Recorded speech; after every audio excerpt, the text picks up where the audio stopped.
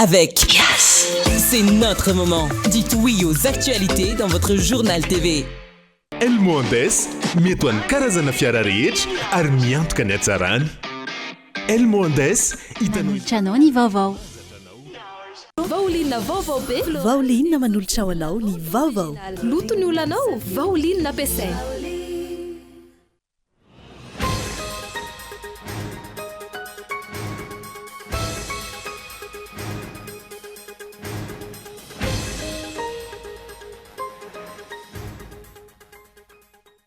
Telo tonandroany ny fidinany Andrajoelina tany Andekaleka ka nilazany fa ho foana afaka enina na valovolana ny fahatapahan-jiro. Janoary 2024. Ny fanohitra amin'izay ny zava-misy eto amin'ny firenena amin'izao fotoana izao. Maro se ampiariana potika vokatry ny olana herinaratra raha nijeritodika ny taondasa ka andrasana vahaolana matra hono teo anivon'ny sendikany indostria eto Madagasikara androany. Tokony ahay makalesona amin'ny tantara ireo mpitondra fanjakana sy izay nomena fahefana eto amintsika. Malalaka ary tsy misy sakana ny faneho-kevitra ho azy ireo, saingy misy fetrany ihany raha ny fanazavana. Misedra olana noho ny haintany sy ny fahasamban'ny lakan-drano vezo mimpono amin'ny komuna Marifody distrika ny Toliara faharoa, tafiakatra hatramin'ny ray hetsy ariary ny vidin'ny rano anondrahana tanimboly amin'izao fotoana. Ao Mozambika, olona iray no namony ainy tamin'ny fitsenana ny voalohan'ny mpanohatra omaly, raha nanaka an'ireo vahoaka tsy hitsena azy teny amin'ny seranam-piaramanidiny ireo mpitandro ny filaminany, ny antsiprian'izay.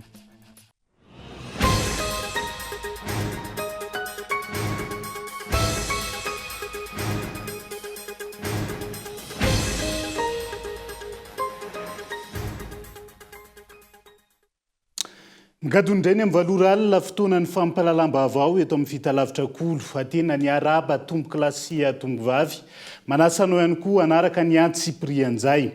Feno tolotona katrok'androany ny fidinany Andrajoelina tany Andekaleka ka nilazany tamin'izany fotoana fa ho foana afaka enina na valovolana ny fahatapahan-jiro eto amin'ny firenena. Janoary 3/2024 tapaka adiny 2 na adiny 3 maraina. Mitovy amin'izay ihany koa ny atoandro ary mbola misy ny fahatapahana ny hariva mialohan'ny hidirana amin'ny fahatapahana mandritry ny alina. Matoa ndatsoratra Kaeton Andriatsilavo. Telo taona katrok'androany 10 janoary no nilazan'ny Andrajoelina tany Andekaleka fa ho foana afaka enina hatramin'ny valovolana ny fahatapahan-jiro eto amintsika, indrindra ho an'ny tambazotra iraisana an'Antananarivo. Nambara tamin'izany fotoana ihany koa fa hiakatra hatrany amin'ny 720 megawatt ny famokarana herinaratra avy ao Andekaleka rehefa tafapetraka ny groupe faha-efatra izay mitondra herinaratra 430 megawatt. Nandeha ny fotoana, nijanona teny ihany ny délestage ary vao maika ny anazovahana. Ny farany volana Oktobra 2024 lasa teo, nandritra ny fidinana ifotony teny Ambohimanambola, nanamafy indray Andrajoelina fa ahina hatrany amin'ny 900 ny fahatapahany herinaratra, ahafahan'ny olona miasa manomboka amin'ny 9 maraina hatramin'ny 10 alina. Volana Janoary 2024 sika izao, mitombo ny fahatapahan-jiro na alina na atoandro. Tapaka adiny 2 na adiny 3 ny maraina, tapaka adiny 2 na adiny 3 ny atoandro, ary mbola misy fahatapahana ihany koa ny hariva mialohan'ny hidirana amin'ny fahatapahana mandritry ny alina. Efa nambara teto amin'ny fampalalam-baovao fa mizara roa mazava tsara ny kajy ataon'ny mpitondra fanjakana, izay hita fa tsy hamahany olona ny herinaratra eto amintsika ary vao maika apetikizo ny orinasa jirama. Voalohany, ireo tetikasa goavana natao amokarana herinaratra amahana ny olana toa ny sahofika sy volobe tsy ny rosony ny mpitondra fanjakana. Ireo tetikasa ireo izay efa hita mazava fa tsy hamono antoka ny orinasa jirama satria efa voasoratra mazava fa hividy herinaratra mora ny orinasa jirama ka hivarotra ahazona tombony. Teboka faharoa, ireo tetikasa fametrahana parka solaire izay tsy misy hatreto ny mangarahara mikasika azy ireny. Ity teboka faharoa ity ankehitriny no niazakazahany mpitondra fanjakana ka nilazana tao anatin'ilay afatra nataon'ny Rajoelina farany teo, ny raika amin'ny 30 Desambra, fa hametrahana parka solaire 100 megawatt eto Antananarivo. Isy ihany koa ny fanazavany 50 megawatt isaky ny distrika, raha efa mandeha ny fametrahana 10 megawatt eo amin'ny Fianaratsoa, Toamasina, Toliara, Antsiranana, Mahajanga sy Nosy Be. Mbola no amafisina indray zany nandritra ny filan-kevitry ny ministra ny alaroby lasa teo ka nilazana amin'ny antsipriany ny tetikasa atao. Ny volana aprily 2024 no aingana indrindra amin'ny fotoana avitana ireo tetikasa parka solaire anampy ny tambazotra iraisana Antananarivo ireo. Izany hoe mety haritra ny fahatapahana lavareny zao ve isika? Hatrany amin'izay volana aprily zay ny rotsakorana tsy misy, maina ny tany, ritra ihany koa ny rano. Fampanantenana resaka ambony latabatra avokoa izany rehetra izany ary tsy resahana intsony ilay tany amin'ny taona 2024 nilazany Andry Rajoelina fa ampitomboana avoroeny ny famokarana herinaratra eto amintsika. Antaonany maro zay hatramin'ny itondran'ny Andry Rajoelina tsy nisy vahaolana matotra sy maharitra mikasika ity olan'ny herinaratra eto amintsika ity. Ny tena olana ao anatin'izany nefa dia ilika ny mpitondra any amin'ny orinasa jiramahatrany io tsy fisian'ny politika mazava sy ny tsy fananana vahaolana maharitra io. Maro ny sehampiariana potika vokatry ny olany herinaratra raha nijery todika ho an'ny taona 2024. Efa maro ny vahaolana naroso izay efa tokony hiatra avy hatrany amin'izao toetra raha misy eto amin'ny firenena izao. Hoy teo anivon'ny SIM manano sendikany indostria eto Madagasikara tamin'ity androan'ity Christian Dimby. Maro ny fatiantoka nanteraka ny fahatapahan-jiro lavareny ho an'ireo orinasa sy ireo indostria teto Madagasikara noho ny famafisany délestage nanomboka tamin'ny taona lasa iny ary hatramin'izao hoy ny avy amin'ny sendikany indostria eto Madagasikara tamin'ity androany ity. Ny takafampiakarana ny vidin'ny angovo sy ny herinaratra ny avy amin'ny jirama sy ny fanjakana ny taona lasa saingy tsy mifanaraka tamin'izay ny tolotra nomen'izy ireo ho an'ny mpanjifa. Maika araka izany tokony ametrahana ireo vahaolana ho an'ny herinaratra izay nolazain'ny mpitondra fanjakana. Tsy latsa-danja amin'izany ihany koa ny tokony hijerena ny fanamorana ny fahazahoan'ireo orinasa misitraka ireny fitaovana entina mamokatra angovo hazavozina ireny sy ny fanampiana ara-bola ho an'ireo orinasa mikasa ametraka izany hoe drany ny teo anivon'ny SIM. Zavatra azo lazaina dia ny hoe nanaiky izany aty amin'ny sehatry ny indostria aloha hoe ny fampiakarana ny vidin'ny angovo aloha, zay zavatra anankiray izay ny fanarahana niaraka tamin'ny fitondram-panjakana sy ny jirama. Kanefa ihany koa dia misy ny fanantenana hoe tsy maintsy misy koa zany ny fanatsarana ny tolotra avy any amin'ny jirama zany.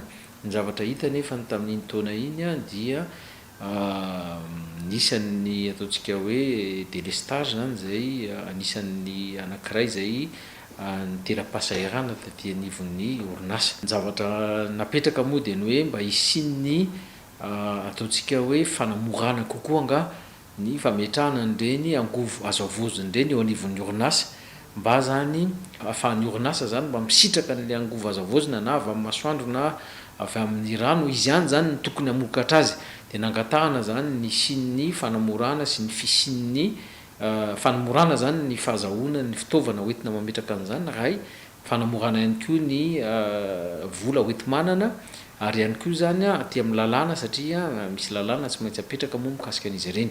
Ankoatra io nanamafy ihany koa ny teo anivon'ny sendikany indostria eto Madagasikara fa mila fandiniana avy amin'ny fanjakana sy ireo mpisehatra ny fangalana hetra sy ny fisian'ny tamberina raikitra avy amin'izany. Ny hetra meo-pampina alaina amin'ireo orinasa sy ny indostria izay izy fetraky ny mivantana ho an'ny mpanjifa raha tsy misy ny fandiniana izany araka ny tokony ho izy. Le izy tsotra fotsiny mivaly teny aminay rehefa hita ny alehan'ny hetra dia tsisy olana ny fandoavan-ketra fa le izy koa tsy maintsy misy ny fampitsinjovana satria raha ohatra ka mipetraka ny hetra mazava ho azy fa ny any amin'ny mpanjifa ny anterany satria tsy maintsy any foana vidin'entana zany lasa mandeha miatraika rehefa miakatra ny hetra ty amin'ny orinasa dia iny tsy maintsy famodiniana tsara zay le atao hoe taxation intelligente satria mazava ho azy fa raha ohatra ka mandohetra ny orinasa iny hetra iny rehefa aveo tsy maintsy any vidin'entana miatraika dia rehefa aveo ve maharaka ny fahefa-mividin'ny mpanjifa sa tsy. Dia rehefa kely ny fahefa-mividy mazava ho azy fa tsy mahalafo ny orinasa dia amin'izay fotoan'izay rehefa aveo mihena indray ny hetra alohan'ny fanjakana. Io zany mila jerevana tsara zay circuit zay mba ahafahantsika mijery hoe aiza marina le taxation intelligente tokony atao. Manara-masakaiky ny fivoaran'ny toetra raha-pirenena sy miandro ny fampiarana ireo vahaolana ho an'ny herinaratra eto Madagasikara izay nambaran'ny fanjakana ny sendika ho hetrany ny fanazavana. fa tokony andinika ary akalesona amin'ny tantara ireo mpitondra fanjakana sy izay nomena fahefana eto amintsika. Malalaka ary tsy misy sakana ny hafanio-kevitra ho azy ireo saingy misy fetrany ihany raha ny fanazavana ka eto Andriatsilavo. Mitoetra ny fanehoan-kevitra mikasika ilay fanazavana nataon'ny filohan'ny antenimiran-dolona Ravalomanana Richard manoloana ny toetra raha misy eto amin'ny tany sy ny firenena. Ity faran'izay laza fa aleon'ny fampandrosoana marina no atao fa tsy fampitsapahiry ary notohizany hoe ianao nga resy miaramila nazava ary nahitsy ny valikavitra avy amin'ny malagasy miaramila avy any ivelany. Azo atao tsinotsinona ny vahoaka hoy izy fa raha mihetsika ireo dia maro ny faharavana ao anatin'ny 420 ora monja. En tant que général, anao mivolagna anareo tsy madigny maramila. Je vais te dire quelque chose, mon général. Tanao, atsika teo civil. Atsika namezagna otifo amin'ny tagnanatsika, zegny mampatanjaka atsika. Nagnamiagna otifo. Alors, que ce soit FAMAS, que ce soit PA, peu importe en face de toi. Anao tsy maintsy lavo fo. Expérience en général, hein. J'ai 12 opérations extérieures. J'ai 12 opérations extérieures. Art civil, exemple en Côte d'Ivoire 2003, 2006, civil a toujours gagné. Les civils ont toujours gagné. Même les Kourountres, à Madagascar, ils sont civils. Tirongna, fitunjanga. Voilà mon général. Quand vous dites les civils ont peur des militaires, là vous allumez le feu. Vous allumez le feu. Tsy fitaovan'ny institution akory ny miaramila sy zandary, tsy natao hiaro ny mpitondra fa natao hiaro ny vahoaka sy ny fananany. Teny tsy ambina izany, ho ny filohan'ny antenimiran-dolona teo aloha raha naneho ny heviny. Neniko ny resahan'ny filohan'ny Sénat dia hoe aza mipetraha tsara fa nareo hoe arisy ny maramila. Zay aloha ny tena henoko dia ozy tsy naoko matena zany akory fa zavatra teny tsy ambina zany. Amin'ny mahafilohana institution sarotra be no miteny an'izany. Tsy fitaovan'ny institution akory ny maramila sy ny gendarme. Atao ampanjaka ny rariny sy ny eto amin'ny firenena. Tsy natao hiaro ny olona sy ny tombotsoa mpitondra akory ireo manam-pahefana maramila ireo fa natao hiaro ny vahoaka ao anatin'ny lalàna. Tsy natao hiaro ny mpitondra sy ny fananany mpitondra akory ireo vahoaka. Zay nefa nitondra fantatra izany. Tokony hiakalesona amin'ny tantara ny mpitondra sy ireo nomena fahefana. Tokony handanjalanja ihany koa manoloana ny fihetsika sy ny fanehoan-kevitra. Ekena fa malalaka izany fanehoan-kevitra izany ho an'ireo mpomba ny fitondrana, saingy misy fetra ihany zany raha ny fanazavana.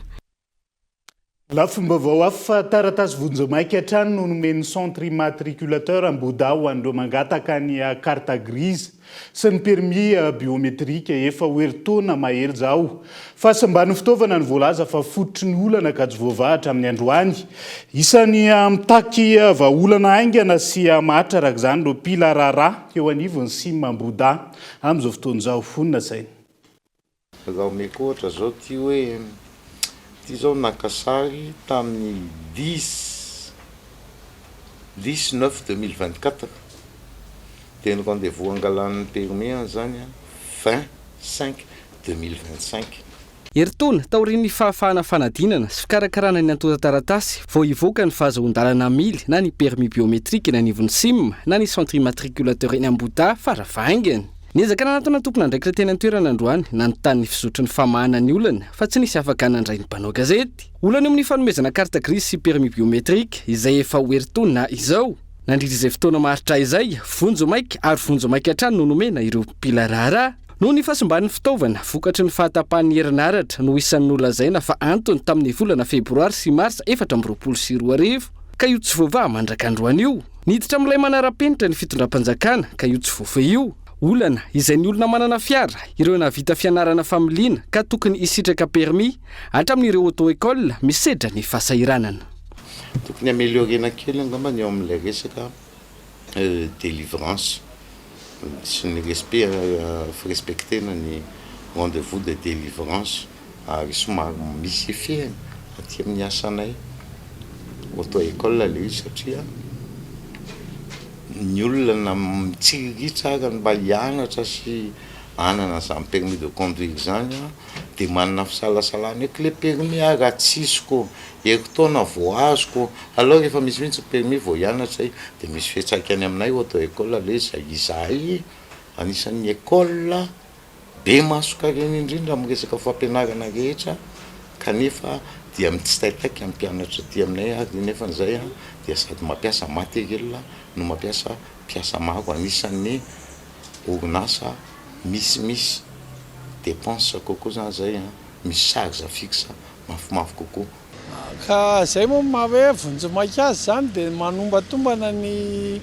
ao amin'ny foibe ny toerana hoe ataontsika ohatra hoe embolana amin'ny faharetana ohatra ka raha tonga le embolana mbola tsy mivoaka le tena karatra biometrika dia iny le hoe avozina le ny fanentanana ny mpianatra hoe alao mianatra auto-école mahay an'le lalàna amin'ny fifamoivoizana dia mahazo an'le fahazoan-dalana rehefa avy eo isan'ny antony ity olana amin'ny tarazoka ity noho ny tsy fanatanterahana araka ny tokony ho izy ny fanaovana sivana sy ny fifantenana ary ny fifaninanana amin'izay orinasa na olona mahazo ny tsena iandraikitra izany ary io iaraha-mahity io ny vokany fa mana ny olana izay takina faran'izay aingana ho ny tompony andraikitra eny anivon'ny auto-école fangatahanay ety anivon'ny auto-école sy fangatahan'ireo mpianatra dia mba amerenana amlonya ny famoahana ny permis biométrie mba hisorohana an'le hoe lany validité zany le permis provisoire dia andeha hiverina any amin'ny sima indray milahatra dia hiverina anovana indray dia ny fangatahana zany mba hijerena vahaolana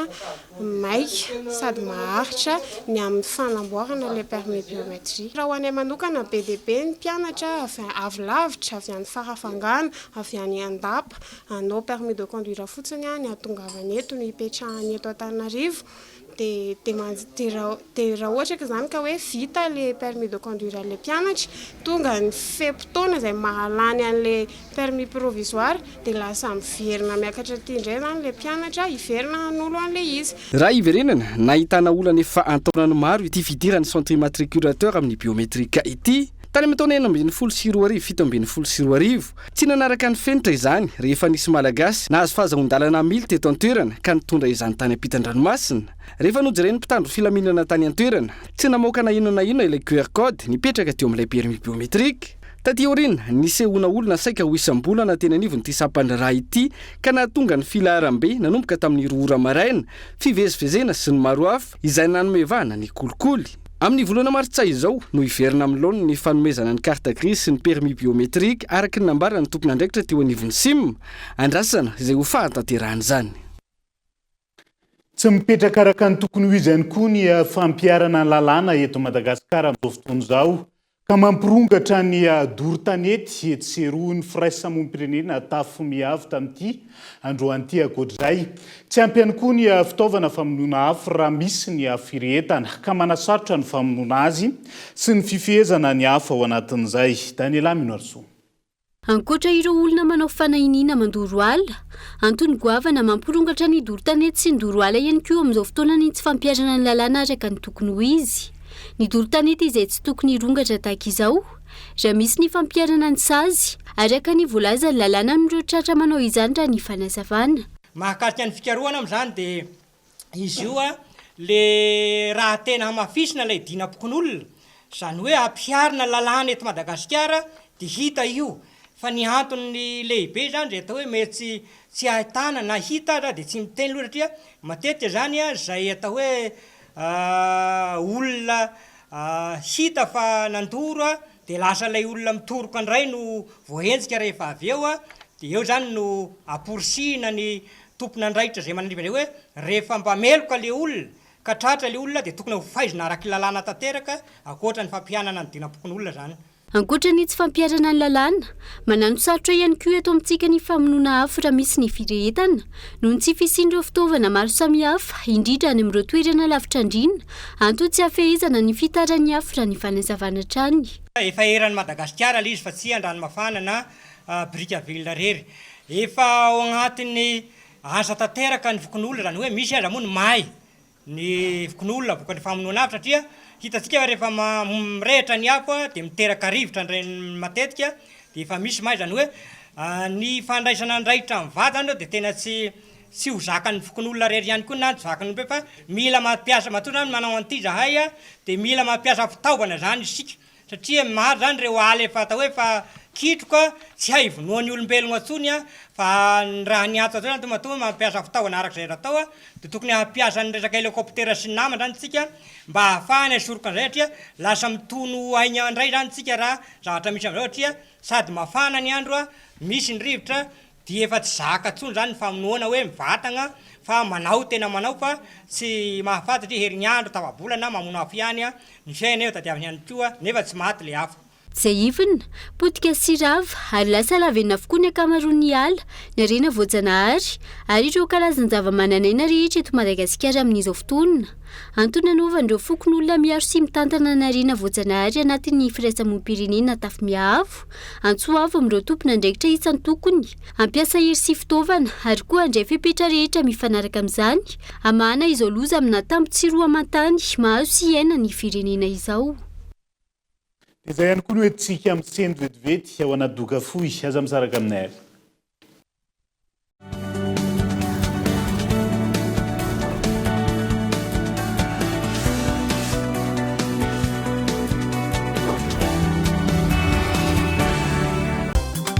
Miratra ny tontolontsika miaraka amin'ny balika Homme 40+, misy jiro LED roa matanjaka tsara mandeha amin'ny herin'ny masoandro sady afaka mahanana finday. Homme 40+, manomboka amin'ny fito-datary monja isan'andro mandra-pahevanao vidiny manontolo mbalika mamiratra no avoko.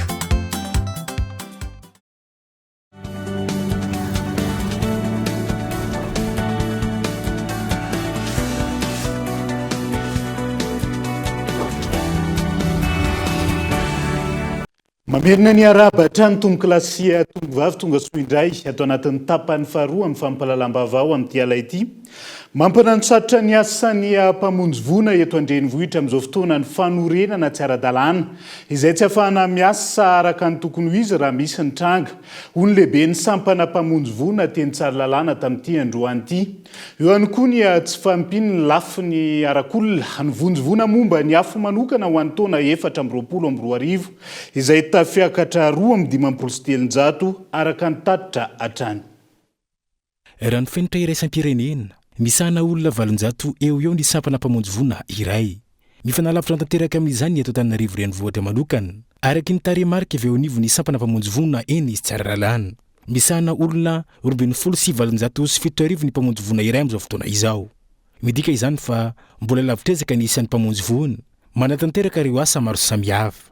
Raha ho an'ny taona 420 lasa teo iny, nahitana fitombonana isan'ireo vonjy vona no tanterahan'ireo mpiasa eo anivo ny sampana mpamonjy vona raha araka ny tatitra izay nataon'izy ireo tamin'ity androany ity. Raha ampitahaina tamin'ny taona 2022 ny taona izay nidiavintsika lasa teo iny dia nahitana fitomboana ny asa famonjena voina izay nataonay teto amin'ny vondron'ny mpamonjy voina. Ny tena nahitana fiakarana zany dia ny resaka évacuation sanitaire sy ny resaka incendie. Ny incendie tafiditra ao anatin'izay na ny hain-trano na ny doro-tanety. Ka omeko ohatra fotsiny ianareo ny incendie ohatra dia 3,7 ny totaliny tamin'ny taona 2022 raha 2,7 kosa ny taona 2022. Ny évacuation sanitaire dia 7,7 izany tamin'ny taona teo aloha raha 7,7 kosa ny taona 2022. Hitantsika amin'izay zany fa nisy fiakarana zay zavatra zay. Ny nahitana fianana dia ny resaka vonjy voina any anaty rano na le maka olona any anaty rano reny zany satria 7,7 zany tamin'ny taona 2022 raha 7,7 kosa tamin'ny taona 2022. Mampanano sarotra ny asa entsoron'izy ireo ihany koa ny fanorenana tsy ara-dalàna misy eto Iarivo, indrindra amin'ny hain-trano raha ny fanazavana. Be dia be loatra le fanorenana tsy ara-dalàna eto Antananarivo. Ny fanorenana tsy ara-dalàna dia mahatonga fasarotana eo amin'ny famonjena voina. Satria raha mono afo fotsiny ianao nefa any amin'ny 3e, 4e, 5e plan ianao any zany le misy an'le toerana misy ny afo dia ny fiara-mpamonjy voina tsy maintsy aty amin'ny arabe no mipetraka misy fatarana zay. na ny atao hoe ny accessoire hydraulique ny mandehany lasa tsy ampitsony le pression tokony ho tonga ny toerana zay zany tena fasarotana goavana indrindra fa ny lavin'ny fitaovana dia tsy ho ampy zany mihitsy ny olombelona dia tsy ho ampy zany mihitsy raha ho tanysaina ary tsy ny pompier iry ihany fa rehefa administration eto Madagasikara angamba dia manana zay olana zay fa ny fahaizana mamola volana eto am-pelantanana no zava-dehibe. Noho ny tsy fampiany rano misy eto amintsika amin'izao fotoana izao, voatery miara-miasa amin'ireo sehatra tsy miankina ny sampana mpamonjy voana raha ny fanazavana trany na ihany koa mampiasa ireo renirano lehibe toa ny kopa sy mandroseza. Tsy aivona fa miisa 5 ny tobon'ny sampana mpamonjy voana eto Iarivo izay hita any Anosivavaka, Andravoangy, Ankatso, Analamahitsy ary Tsaralalàna. Ny sampana mpamonjy voana eto Antananarivo renivohitra izay niforona tamin'ny taona 1970 izay nankalaza ny 570 taona ny orenany tamin'ny taondasa.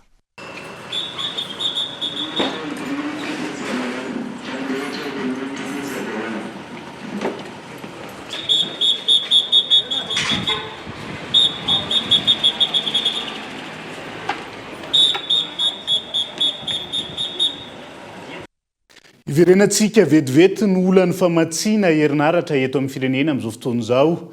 Mampitombo ny vola mivoaka amin'ny mpanjifa ny fahatapahan-jiro lava reny iainantsika ankehitriny.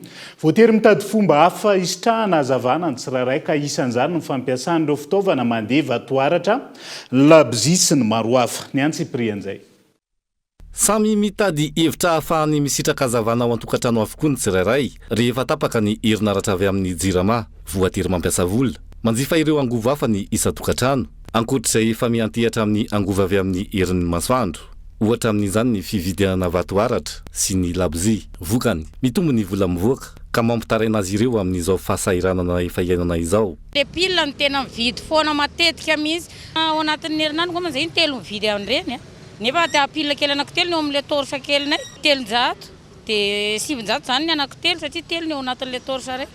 Iny telo ao anatin'ny herinandro vidy 700 iny telo zany tapaka foana ny jiro. Tena tapaka foana ny jiro. Mandoa jirama, tena mandoa jirama vao miakatra ny vidin jiro amin'izao. Fa amin'ny fotoana hoe tena maty mihitsy le anona tsy vidy lavitra. Nampiasa mpanao satria amin'le délestage lava io zany.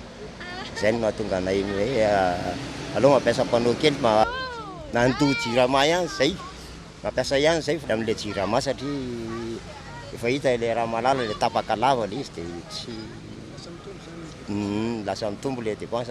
Mihoatra ny 10 isan'andro ny vatoaratra jifain'ny olona eny amin'ny mpivarotra nanaovana ny fanadihadiana raha toa ka mihoatra ny 30 ny labozia. Niakatra io io raha oharina amin'ny teo aloha noho ny délestage izay nianahazo vana tato ato. Eo amin'ny 10 eo, 10 mahery. Tato ato fa isiny tsy dia mandeha reny rehefa tsy tapaka ny jiro.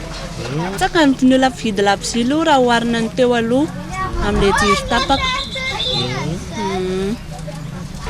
Manodidina 20 makany. 100 zao ny kely dia 100 ny lehibe.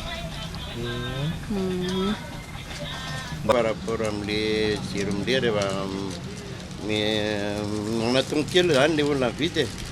Pile ndraiky amin'ny lave dépose nampiasainy olona.